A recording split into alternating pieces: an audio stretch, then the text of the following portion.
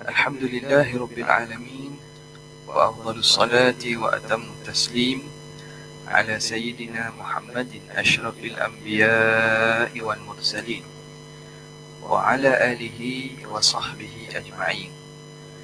سبحانك لا علم لنا إلا ما علمتنا إنك أنت العليم الحكيم، ولا حول ولا قوة إلا بالله العلي العظيم. رب اشرح لي صدري ويسر لي أمري واحلل عقدة من لساني يفقه قولي وسدد لساني واهد قلبي بحق سيدنا محمد صلى الله عليه وسلم. اللهم ألهمنا بالعلم وزينا بالحلم وأكرمنا بالتقوى وجملنا بالعافية. اللهم أخرجنا من ظلمات الوهم وأكرمنا بنور الفهم وافتح علينا بمعرفة العلم وحسن أخلاقنا بالحلم واجعلنا ممن يستمعون القول ويتبعون أحسنه. الحمد لله رب العالمين. Alhamdulillah, puji dan syukur kita panjatkan dan rafa'kan terhadap Allah Subhanahu wa taala dengan taufik daripada Allah yang memungkinkan dan memberi kepada kita untuk peluang berada pada pagi ini dalam siri kita mengulang kaji, menambah ilmu, meneguhkan keimanan kita terhadap Allah Subhanahu wa taala dengan mempelajari perkara-perkara yang disusun oleh para ulama dalam ilmu tauhid. Ilmu yang terpenting, yang paling utama, yang paling memberi manfaat kepada seseorang sama ada di dunia ataupun di akhirat.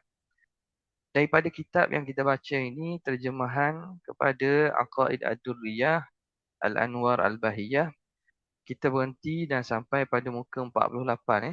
Kalau tak silapnya muka 48, perbincangan tentang kewajipan makrifah. Bismillahirrahmanirrahim. Kata penterjemah kewajipan makrifah. Apabila kita selesai sebelum ini, muqaddimah berkaitan dengan hukum, iaitu hukum akal terbahagi kepada wajib, mustahil dan harus. Mula dah kita nak masuk kepada perbincangan tentang makrifat. Berdasarkan firman Allah Subhanahu wa taala, fa'lam annahu la ilaha illallah. Dalam surah Muhammad, Allah Taala menyebut, hendaklah kamu tahu bahawa tiada Tuhan kecuali Allah. Fa'lam, fa'lam dengan makna hendaklah kamu tahu. Hendaklah kamu makrifat. Tahu di sini dengan maksud makrifat. Maka kita dengar kalam yang dinisbahkan kepada salaf dan ada mengatakan kepada Sayyidina Ali, iaitu awaluddin ma'rifatullah. Dia bukan hadis bukan hadis. Dia bukan hadis. Dia ada menisbahkan kepada ulama dan sebahagian menisbahkan kepada Sayyidina Ali.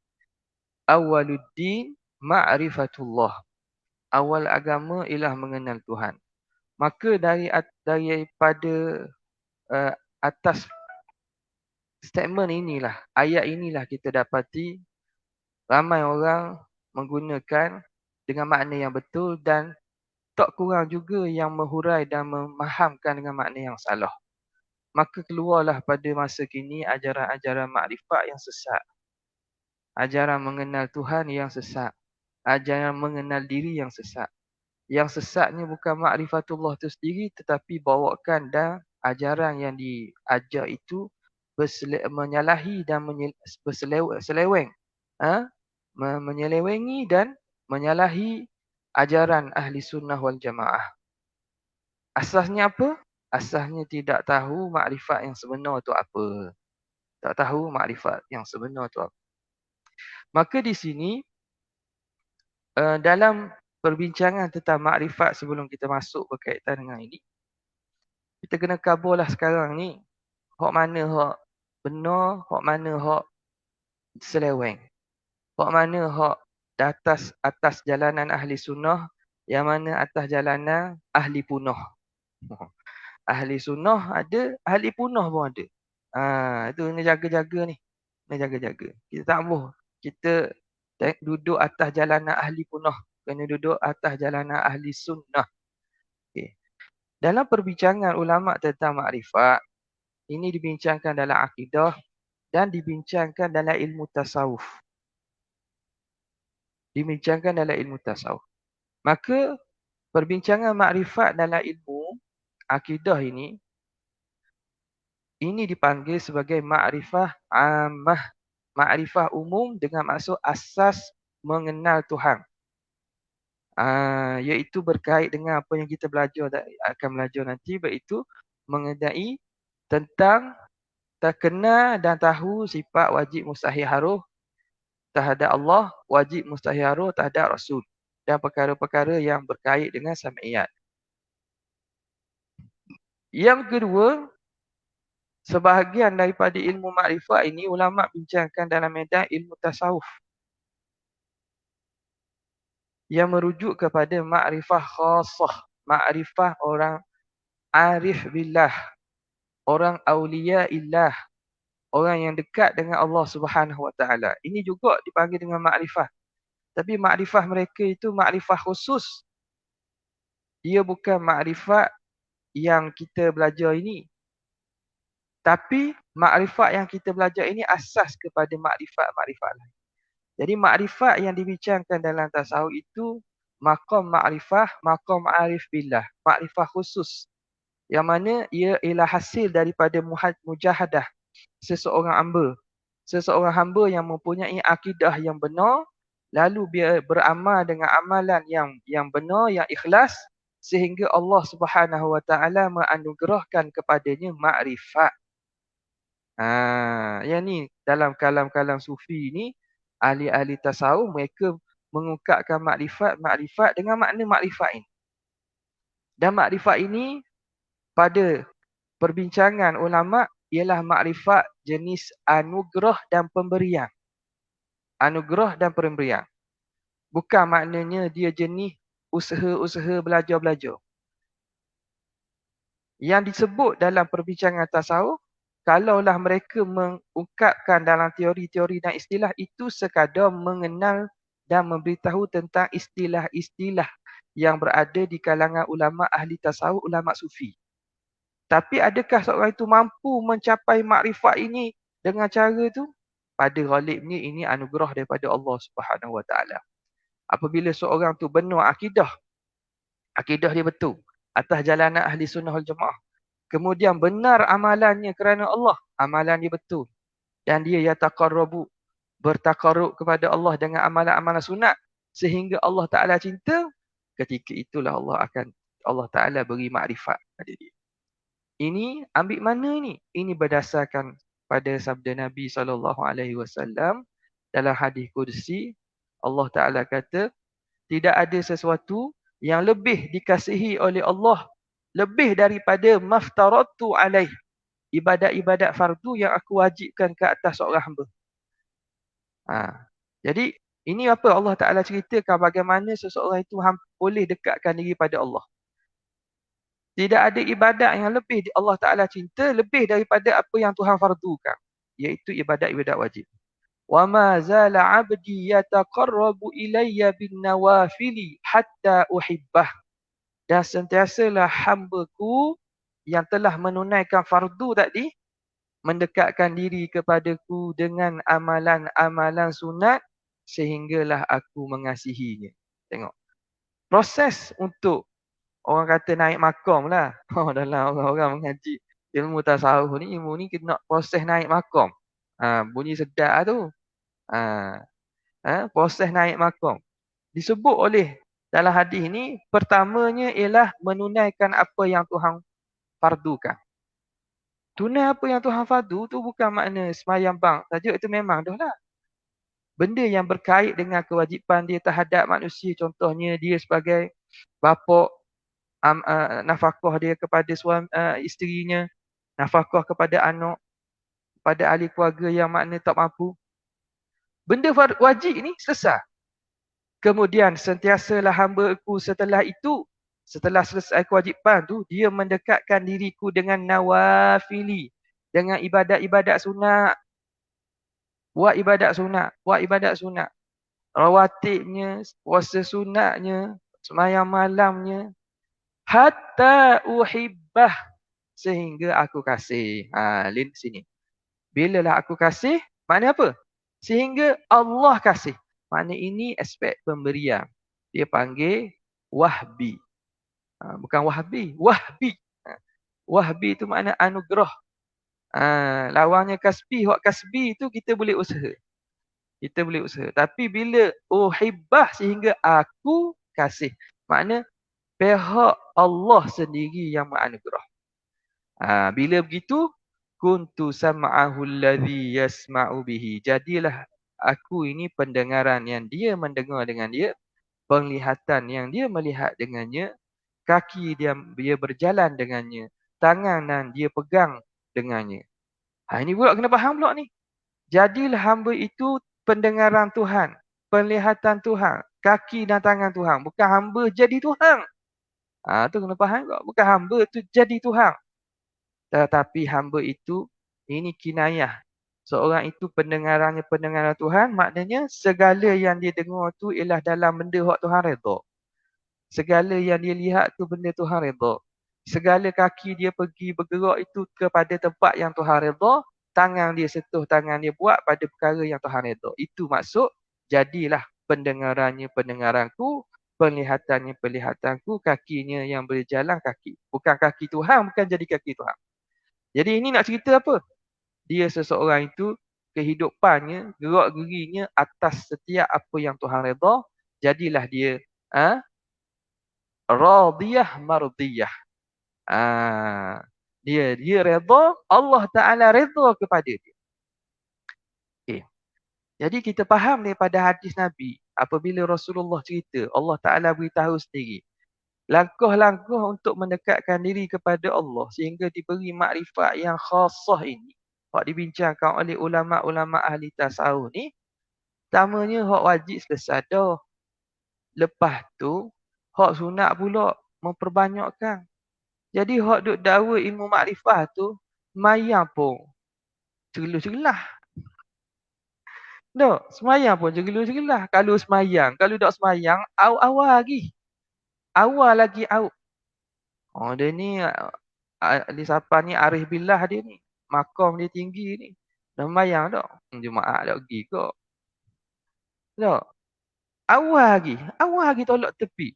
Dia ni ada khamak. Ya ada khamak. Khamak ke cari kedai lagi. Beli tak? Seria 3.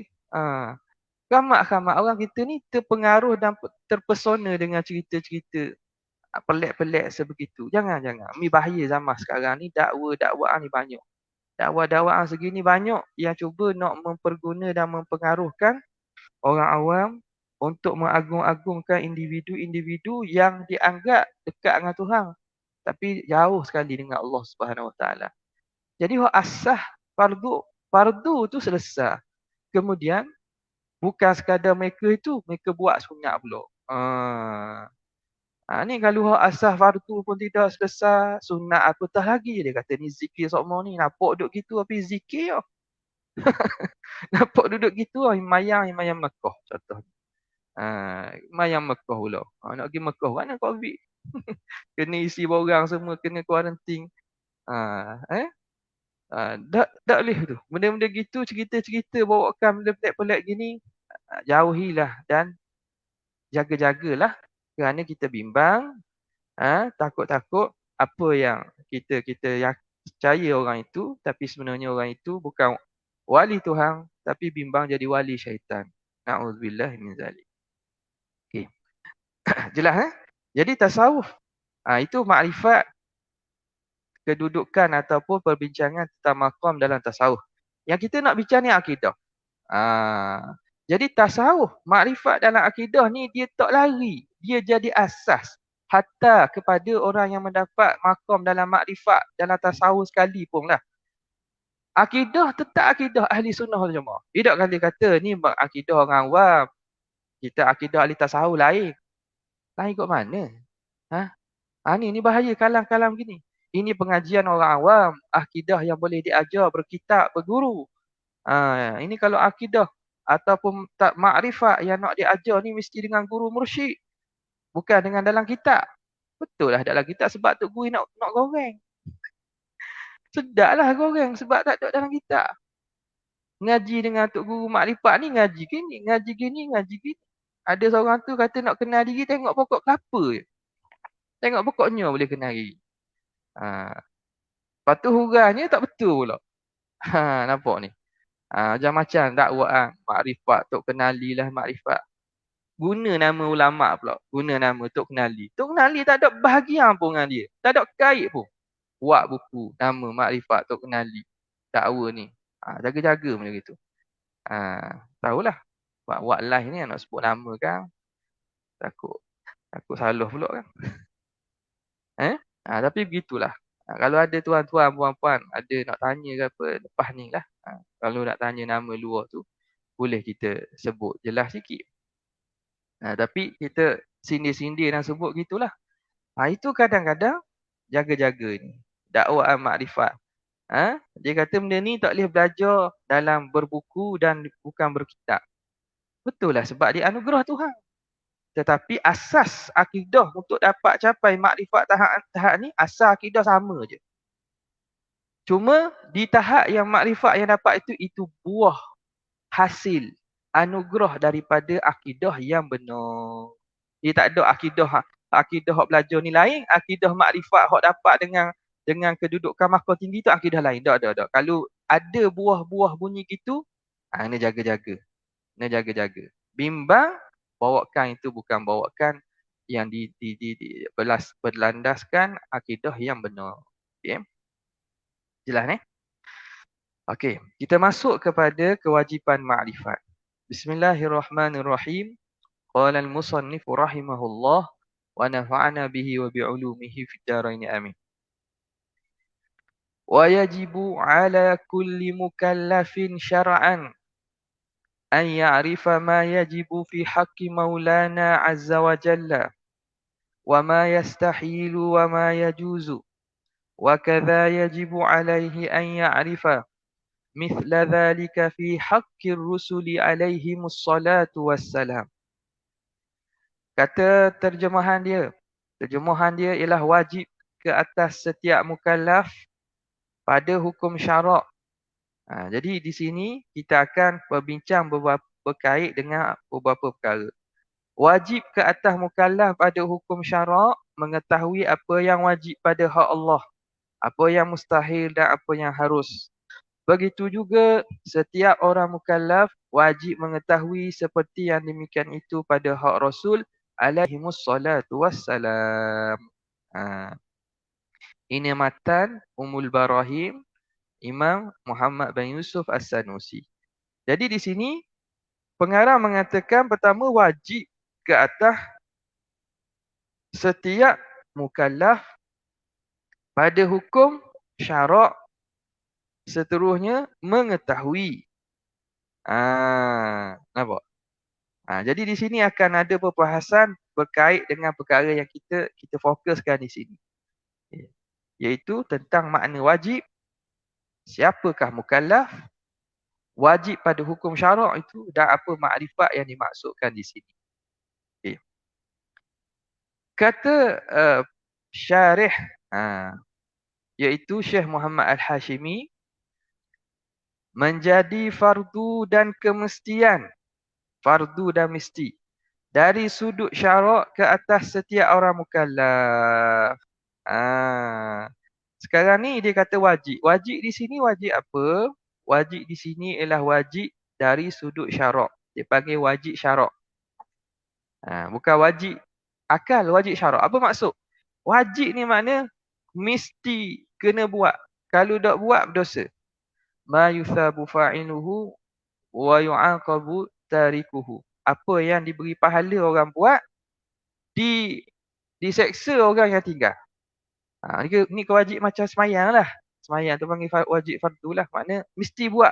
Tak buat, dapat dosa. Buat, dapat pahala.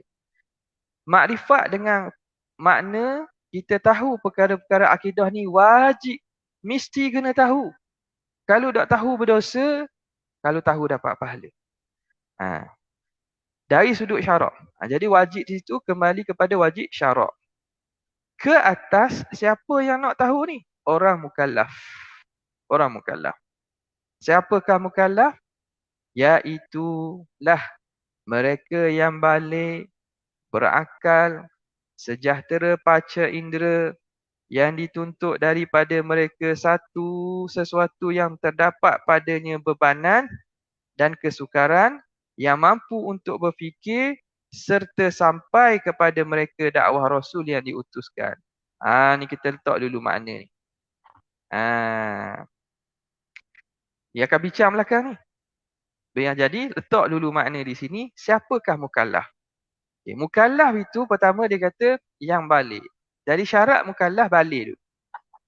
Kanak-kanak kalau mumayyiz sekalipun dari segi kewajipan tu tak wajib lagi di sisi ahli Asy'ariyah. Di sisi Asy'ariyah. Jadi di sisi ulama Asy'ariyah kita, kewajipan hatta makrifah pun ialah wajib dengan sebab balik. Maknanya kalau kanak-kanak tu boleh mikir dah. Dari segi tanggungan syarak, kewajipan syarak tak wajib lagi. Sehinggalah dia balik. Menyalahi kepada sebahagian ulama dan pandangan ulama Maturidiyah, mereka mengatakan kanak-kanak yang mumayyiz yang dah ada akal ni hukumnya makrifah wajib. Sebab apa? Makrifah ni mudah sangat. Mudah sangat makrifah ni. Budak-budak tu bila dah dia mumayyiz, tahu berfikir, maka kewajipan untuk mengenal Tuhan tu dah ada dah. Nampak? Tapi hal ni kepada apa? Makrifah saja. Adapun semayang, puasa, ibadat-ibadat furuk lain, itu kena tunggu balik juga. Dah kalau gitu tak payah ajarlah anak kita. Bukan tak payah ajar. Ajar itu perlu dimulakan seawal mungkin, sejak daripada kanak-kanak tu boleh fikir dah. Boleh reti dah. Boleh diajar dah. Kena ajar. Menjadi tanggungjawab kepada ibu bapa, membekalkan anak-anak dengan ilmu fardu ain yang perlu. Jadi tanggungjawab. Dah kanak-kanak tu bukan berdosa pun. Kalau tinggal memanglah tak berdosa. Tapi yang berdosanya kita kalau dah ajar. Sehingga apa? Sehingga kan supaya bila dia dah balik ni, dia dah ada ilmu yang cukup untuk dia beribadat dan kenal Allah Subhanahu Wa Taala. Jadi kena mula dulu daripada sebelum dia balik. Nampak? Orang Melayu kata melentur buluh, biarlah daripada rebungnya. Dah jadi buluh dah, tak boleh nak lentur. Payah dah. Jadi, ajar itu kewajipan mak ayah. Ajar semayang. Ajar semayang. Anak tu dah semayang, dok dosa. Mak ayah yang jadi dosa sebab ada ajar. Jadi, ajar itu perlu awal. Tetapi, kewajipan hukum syarak tu setelah daripada balik. Jelas ni? Balik. Jadi mukallaf, makna mukallaf tu. Pertama balik. Yang kedua berakal. Syarat mukallaf lah dia panggil. Orang ni dikira mukallaf kalau ada syarat-syarat. Berakal. Makna orang tak berakal, orang gila, dia bukan mukallaf. Dia bukan mukallaf. Isu mungkin ada orang tanyalah. Kanak-kanak yang ada Allah Ta'ala uji mak ayah dia dengan penyakit. Contohnya Down. Ataupun autism dan seumpamanya lah. Macam mana? Okey, benda ni kadang penyakit ni kita nak tentukan payah. Sebab apa? Sebab yang dikira kadang-kadang orang yang dikenakan penyakit ni, dia ada kemampuan juga berfikir tapi tak macam orang biasa. Dia reti dan boleh faham. Nampak? Jadi tugas mak ayah ni ialah ajar sekadar mampu. Maknanya kalau Tuhan beri kefahaman, kalau setengah ni, kalau tempat-tempat itu orang yang ada penyakit Down dan seumpamanya, mereka ni boleh kerja pula. Maknanya mereka perkara asas mereka tahulah. Jadi mak ayah ni tugas dia ajar saja. Ajar. Kemudian kalau dia ini faham dan boleh terima, selesailah. Maknanya dia masih mukallaf. Walaupun dari segi akal dia belum tak sempurna macam mana orang biasa. Macam mana orang biasa. Kalau makna kita ajar-ajar, tak faham juga, tak terima juga, maka itu makna dia dah keluar daripada erti mukallaf dahulu. Keluar pada erti mukallaf. Semayang bang pun makna kita ni tugasnya ajar dia. Lepas tu dah tengah-tengah semayang tu dia lari, dia pergi dapur minum air. dia buat benda-benda lain, tak apalah. Maknanya dia belum faham dan juga akal dia tu belum tak tak tak sempurna situ. Maka di situ tak apalah. Kita dah selesai dah dengan tugasan kita. Okey.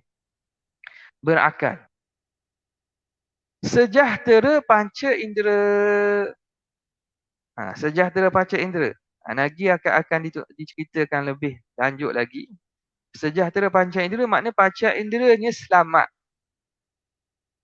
Panca indera yang dimaksudkan di sini ialah pendengaran dan penglihatan. Atau salah satu. Dia salah satu aja. Dengan maksud apa? Dengan maksud kalau orang itu lahir sejak kecil tak mendengar dan tak melihat. Tak mendengar dan melihat. Maka orang itu bukan mukallaf dah. Jadi di sini melibatkan dua panca indera. Penglihatan dan juga pendengaran. Dan atau salah satu. Orang buta tapi dia boleh dengar. Dia boleh belajar tak? Boleh belajar. Ramai mana orang tak nampak. Pandai dia. Dapat profesor, dapat PhD. Ingat Quran. Dengan pendengaran saja. Orang pekak tapi boleh tengok. Boleh belajar tak? Boleh belajar. Ada bahasa isyarat kan? Ada kelas dia. Kerana dua panca indera ni lah dia input maklumat. Panca indera manusia ni ada lagi panca indera lain. Merasa. Tapi tak ada kaitan dengan ilmu ni. Nak tahu rasa je lah. Apa dah sentuh kasar licin itu nak tahu dari segi surface, permukaan. Jadi yang dapat maklumat yang boleh diajar ialah dengan orang yang ada penglihatan dan pendengaran ataupun salah satu. Jadi maknanya orang yang daripada kecil tak ada pendengaran, tak ada penglihatan, orang itu bukan mukallaf dah. Bukan mukallaf. Nak ajar pun nak ajar cara mana? Dengar pun tak dengar, nampak pun tak nampak. Okey. Yang dituntut daripada mereka sesuatu yang terdapat padanya bebanang. Ini kerana kita terjemuh daripada bahasa kita Arab lah. Al-matlu minhum ma fihi kulfah. Yang dituntut pada mereka sesuatu bebanang. Mukallaf ni diambil daripada nama taklif. Taklif tu makna bebanan syarak. Taklif syarak. Apa maksud taklif? Bebanang lah. Nak buat bebanang. Orang-orang mukallaf ni, dia akan menanggung bebanan syarak. Hukum wajib sembahyang, dia kena buat. Wajib puasa, dia kena wajib puasa Ramadan, dia kena tunai. Cukup harta, dia menanggung bebanan kewajipan syarak. Itu maksud dia. Yang dituntut daripada mereka suatu yang terdapat padanya bebanan. Ini merujuk kepada makna mukallaf daripada kalimah taklif, iaitu orang yang dibeban. Dibeban apa? Dibeban dengan hukum syarak. Bebanan dan kesukaran. Itu maksud. Ada kesukaran lah. Memanglah nak semayang. Kena paksa lah. Walaupun tak beban pun semayang mudah. Betul lah mudah. Tapi perlu kita ambil air semayang. Perlu kita bangun. Perlu berdiri. Bebanan syarak. Tapi bebanan yang mampu ditanggung. Itu maksudnya. Allah Ta'ala tidak bebankan benda yang tak mampu. La yukallifullahu nafsan illa wus'aha. Yang mampu berfikir serta sampai kepada mereka mampu berfikir. Dia juga menegaskan lagi makna kepada makna mukallaf tu. Dia mampu berfikir. Orang yang tak mampu berfikir, yang mana dah akal dia tak boleh nak faham dan seumpamanya. Macam tadi ada penyakit-penyakit akal dan seumpamanya. Masalah-masalah pemikiran. Maka orang ini tak dikira mukallaf. Serta sampai kepada mereka dakwah Rasul yang diutuskan. Ni yang kami bincang nanti tentang ahli fatrah. Sampai dakwah Rasul yang diutuskan. Sampai dakwah Rasul yang diutuskan. Jadi orang yang duduk di antara dua zaman Nabi yang pada mereka tak diutuskan Rasul untuk dakwah mereka, orang ni bukan tidak ditaklifkan kenal Tuhan. Tak berdosa. Tak berdosa. Ataupun tak sapa. Orang hidup di ceruk hutang. Lahir-lahir kena tinggal dalam hutan Amazon. Dibela oleh sekumpulan serigala. Macam cerita kartun. Contohlah kalau begitu berlaku lah. Dan orang ni macam mana dia nak kenal Tuhan? Tak pernah dengar pun duduk dengan dalam hutan dengan binatang. Maka macam mana? Tak ada taklif ya. Tak ada taklif. Sebab dia tak kenal pun. Tak ada pun seruan untuk kenal Tuhan. Ha? Tak ada pun seruan untuk apa ni? Untuk buat ibadat. Sebab apa? Sebab dia duduk. Tak ada siapa. Tak pernah dengar. Maka orang begini, adanya Tuhan, Tuhan tidak hisapkan dan masukkan neraka. Di syarat tu kata syarat sampai dakwah Rasul. Bukan mesti Rasul. Tak mesti tak ikutlah Rasul tadi sampaikan kalau zaman Rasul hidup ataupun umatnya. Utamanya umat akhir zaman ni yang mana umat Nabi memainkan peranan Nabi untuk menyampaikan dakwah. Kena sampaikan dakwah. Nampak tak? Supaya apa? Supaya seluruh manusia dan umat dunia ini kenal dan tahu. Sebab itu kena ada dakwah ini kena dilakukan. Dan sekarang ni tak ada alasan lah kita kata. Buku dah ada. Televisyen, internet, alat-alat untuk sampai dakwah tu dah ada dah. Dah orang-orang yang duduk di negara-negara lain, duduk di negara bukan Islam, ada alasan lagi tak? Tak ada alasan dah. Mereka akan dihisap. Kenapa kamu cuai? Pernah dengar tak Islam? Sekarang ni boleh kata semua orang kena dengar Islam dah lah. Tak? Dengar sama ada TV ke daripada radio ataupun internet dan sebagainya. Pernah dengar tak Islam? Pernah dengar tak tentang Nabi Muhammad? Dengar. Prophet Muhammad dan seumpamanya? Dengar tak? Dengar. Jadi bila mereka dengar tu, mereka kena tahu siapa ni? Agama apa ni? Ni kewajipan berfikir untuk mereka cari dan mengenal Allah Subhanahu Wa Taala apabila sampai dakwah Rasul. Okey. Tengok. Kembali balik dia kata menjadi fardu dan kemestian dari sudut syarak ke atas setiap mukallaf supaya wajib dan fardu supaya mengetahui, mengenal. Makrifat di sini. Mengetahui. Apa itu mengetahui? Iaitu mencapai keyakinan yang bertepatan dengan hakikat sebenar berdasarkan dalil. Ini merujuk kepada makna makrifat. Apakah makrifat dalam ilmu usuluddin? Cirinya, dia mesti yakin. Yakin. Kita kata makrifat dalam usuluddin kena yakin. Putus. Yang kedua ialah bertepatan dengan hakikat sebenar. Yakin kita itu mesti kena dengan hakikat sebenar. Yang ketiga ialah berdasarkan dalil. Berdasarkan dalil. Bila sebut makrifat yang dalam usuluddin dia kena ada tiga. Yakin yang menepati kebenaran dan berdasarkan dalil. Dalam istilah Arab dia panggil al-jazmu al-mutabiq lil waqi' an dalil. Jazam yang menepati hakikat sebenar berdasarkan dalil. Jazam, putuh. Putuh ni kita panggil yakin ni.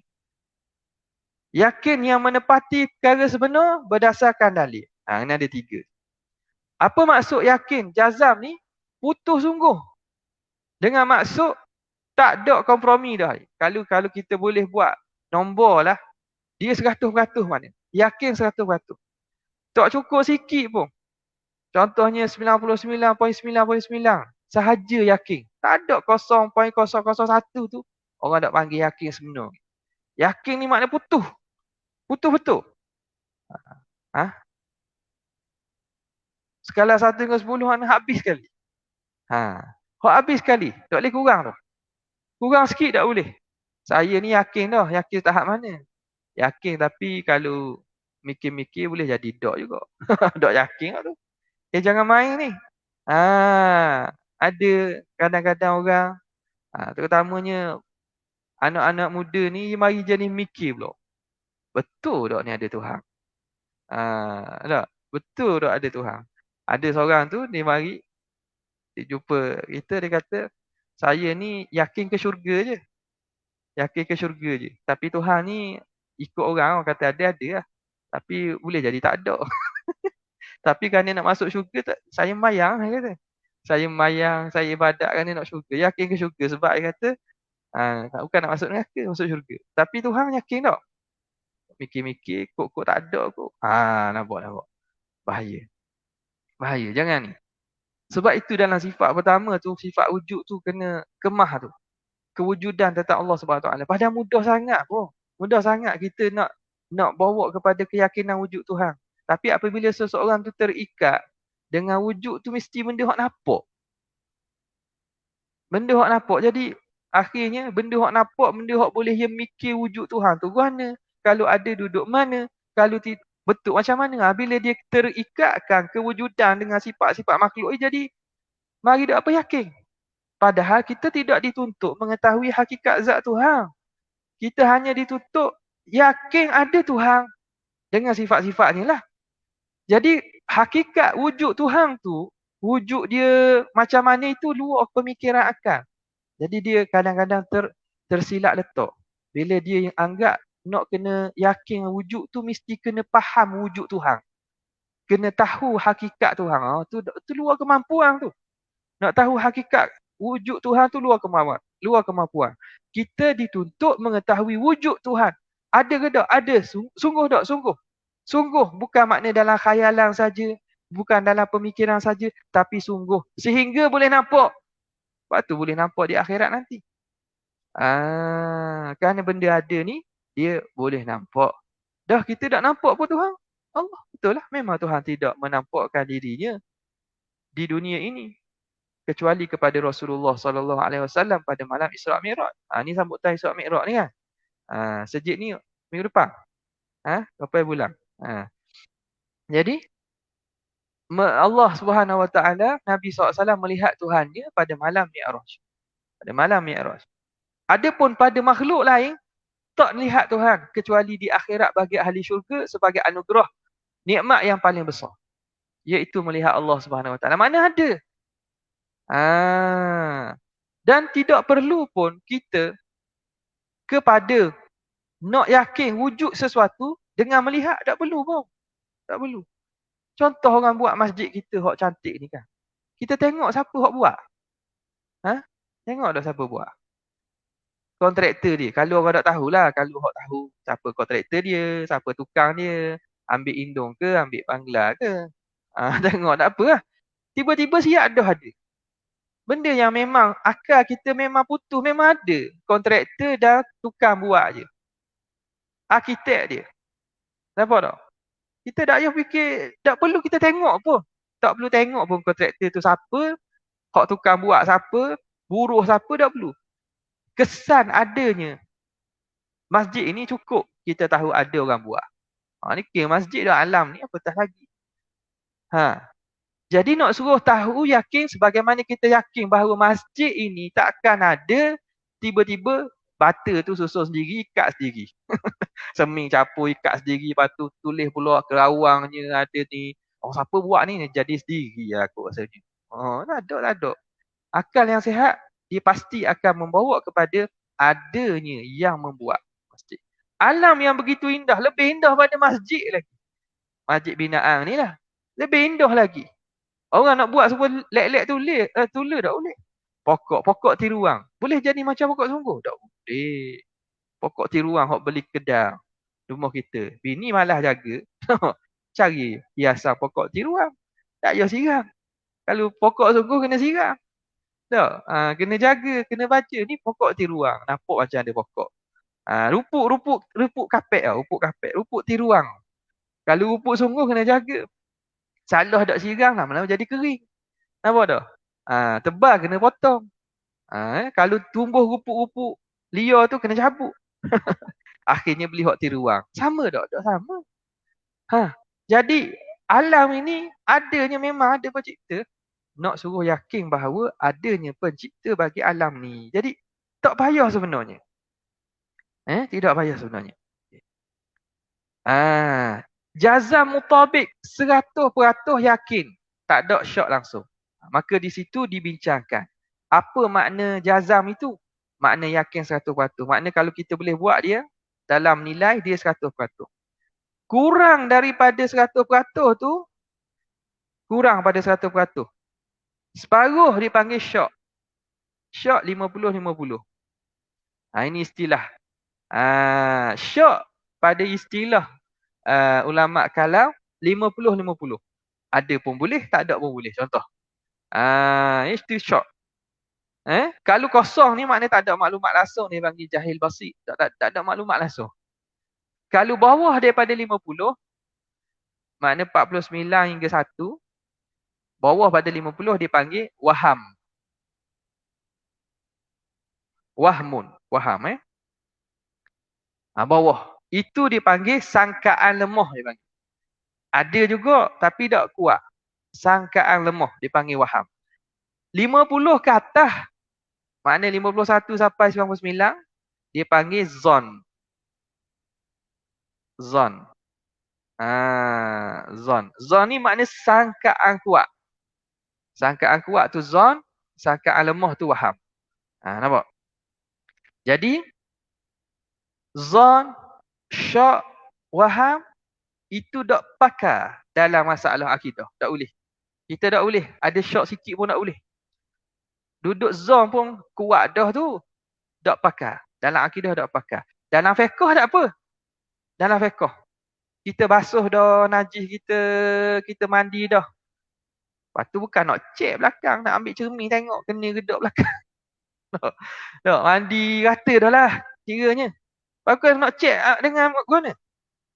Nak ambil cermin tengok belakang, kena gedok. Kita rasa je lah tak. Kena dah ni, sangkaan lah. Kuat sangkaan. Kuat sangkaan. Cukup dah. Kisah lah.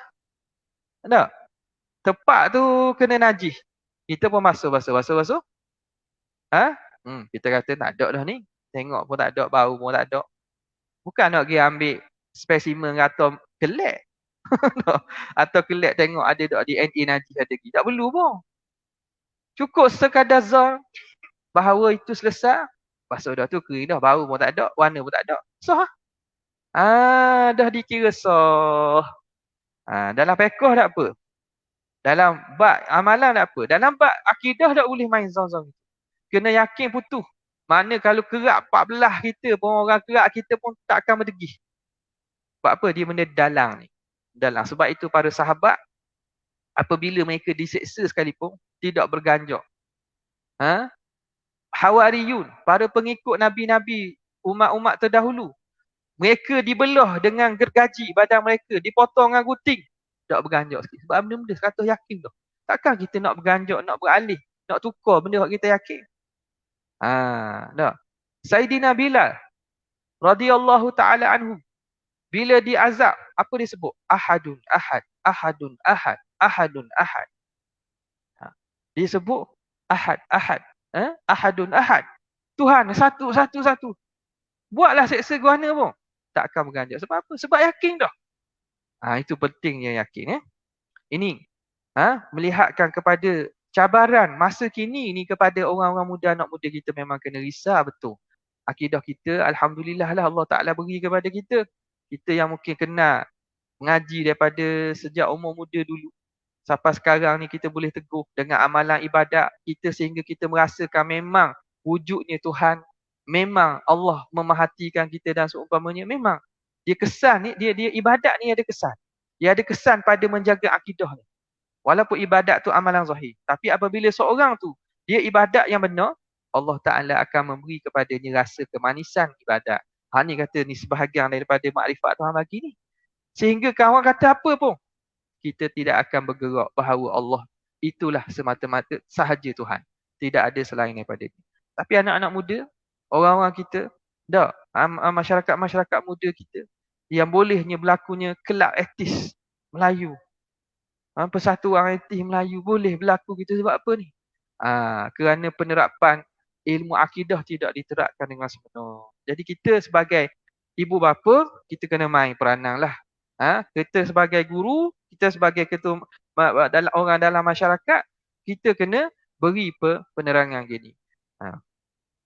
Okay. Jadi dia kata jazmul mutabiq lil waqi'. Jazam yang menepati waqi'.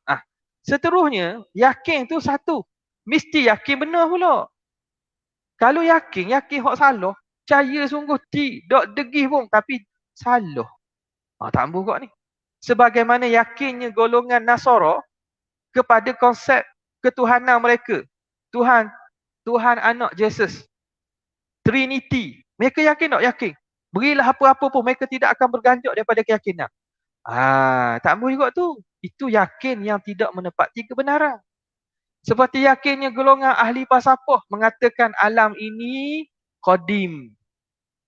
Alam ini ada sendiri dengan adanya Tuhan. Qadim sebagaimana qadimnya Tuhan. Mereka yakin tu, tapi yakin yang salah. Hak ni yang kena tahu. Apakah keyakinan yang betul? Okay. Dan berdasarkan dalil.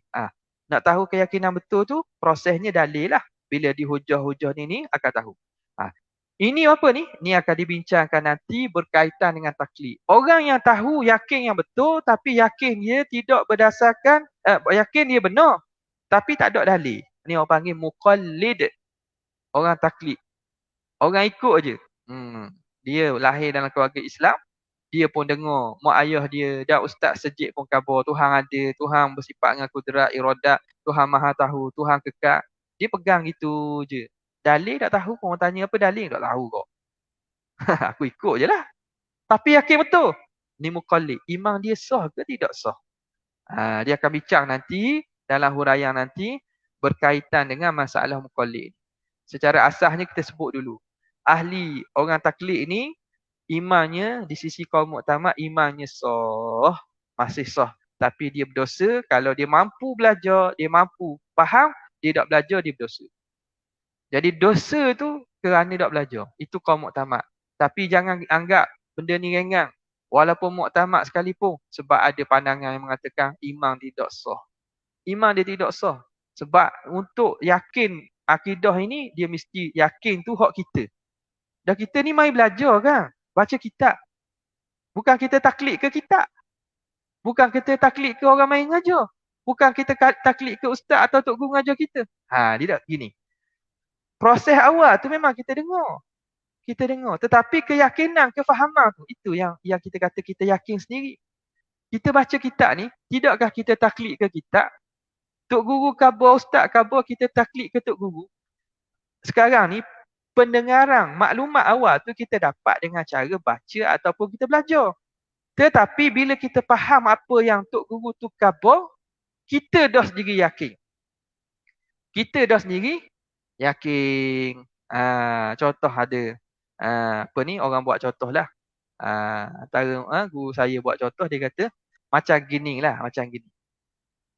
Macam orang khabar kata nak tengok anak bulang. Tengok anak bulang. Nak tengok anak bulang, kita pun kata kita tak tahu kat mana kedudukan anak bulang. Jadi kita tanya ahli falak, orang tahu, dia kata nak tengok anak bulang, pergi ke naik bukit, lepas tu pandang ke matahari tergelam, pandang pihak barat berapa darjah. Nah. Jadi kita yang tak tahu kat mana anak bulang tu, kita mula-mula tu tahu dengan cara apa? Kita ikut hak di khabar lah. Kita pergi naik bukit, tengok ke arah barat berapa darjah daripada sudut, berapa sudutnya dan berapa darjah, kita nampak ada sungguh. Lepas tu kita tengok sendiri tak? Mula-mula tu dia ajar kita cara ni.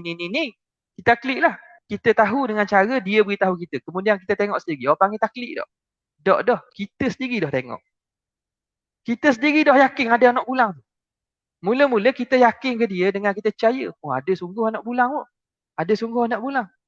Kita percaya ke orang hak khabar tu bahawa anak bulang ada di pihak barat, darjah giang-giang, tinggi giang-giang. Kita pun percaya ke dia. Itu taklid. Tiba-tiba kita pergi naik sendiri, tengok sendiri. Dengan sebab panduan tadi, sungguh ada anak bulang. Maknanya yakin tu mana? Yakin hak kita dah. Hak ni kata yakin dengan dalil ni. Jadi hak mula-mula step proses tu je. Sama ada baca, sama ada dengan guru. Tapi bila dah ada yakin tu, yakin tu dalil, tu panggil dalil dah. Panggil dalil dah. Kita dah tahu. Cuma lagi kita mampu khabar ke orang tak? Tu suku kira lah. Kita mampu terang pula ke orang lain atau tidak. Tapi dalil tu dah ada pada kita. Itu dipanggil mesti berdasarkan dalil. Maka dia kata, iaitu mencapai keyakinan yang bertepatan dengan hakikat sebenar berdasarkan dalil. Tentang apa? Segala, sikit je ke sini, nak habis sini. Segala sifat yang sabit bagi Allah, iaitu sifat kesempurnaan. Perkara yang mustahil, iaitu sifat kekurangan. Dan apa yang harus bagi zat Allah subhanahu wa ta'ala. Jadi, itulah perkara-perkara yang kita wajib ketahui berkaitan dengan Allah subhanahu wa ta'ala. Jadi, saya rasa boleh dah kot. Sekadar ni, untuk kali ini, kita berhenti di situ. Nanti kita akan masuk lagi lah perbincangan tentang makrifat ini. Wallahu ta'ala a'la wa a'lam. Ada soalan Sekadar itu saja. Wabillahi taufiq wal hidayah. Wassalamualaikum warahmatullahi wabarakatuh.